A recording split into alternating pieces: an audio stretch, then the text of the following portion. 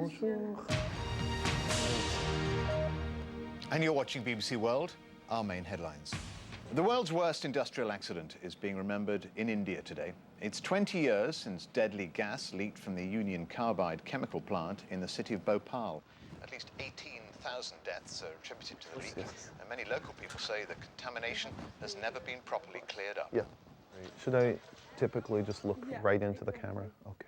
The factory still exists here, and that's been a real problem for the people living here locally. I mean, the site, I've been to it, and it's full of toxic waste. People who are living in these houses, they've all got a story to tell about that day 20 years ago. Many of them lost members of their family, and they say that they're continuing to suffer because of the tragedy. And they're saying somebody needs to answer for this. Legally, what they're saying is that they want to pursue the company to try and clean up the site, but whether the company will accept liability seems doubtful. Well, joining us live from Paris now is Jude Finisterra. He's a spokesman for Dow Chemicals, which took over Union Carbide. Good morning to you. A day of commemoration in Bhopal. Do you now accept responsibility for what happened?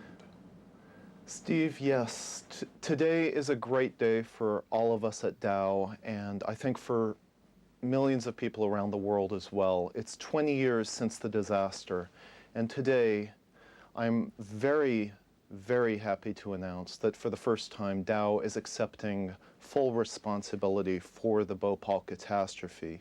We have a $12 billion plan to finally, at long last, fully compensate the victims, including the 120,000 who may need medical care for their entire lives, and to fully and swiftly remediate the Bhopal plant site. Now, when we acquired Union Carbide 3 years ago, we knew what we were getting, and it's worth $12 billion. $12 billion. We have resolved to liquidate Union Carbide, this nightmare for the world and this headache for Dow, and use the $12 billion to adequately compensate the victims. Jude, that's good news that you have finally accepted responsibility. Some people would say too late. It's 3 years, Yes. almost 4 years on. When we acquired Union Carbide, we did settle their liabilities in the United States immediately. And we are now, 3 years later, prepared to do the same in India. We should have done it 3 years ago. We are doing it now.